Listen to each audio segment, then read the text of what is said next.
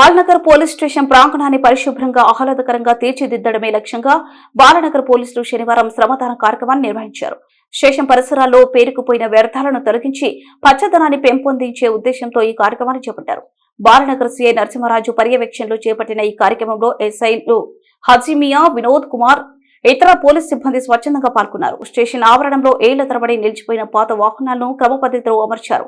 అలాగే పేరుకుపోయిన చెత్తను వేరు చేసి పరిసరాలను శుభ్రం చేశారు. ఈ సందర్భంగా సీఐ నరసింహరాజు మాట్లాడుతూ కేవలం పోలీస్ స్టేషన్లోనే కాకుండా ప్రభుత్వ కార్యాలయాలు, ఆసుపత్రులు, బహిరంగ ప్రదేశాలను పరిశుభ్రంగా ఉంచుకోవడం మన అందరి బాధ్యత అని పేర్కొన్నారు.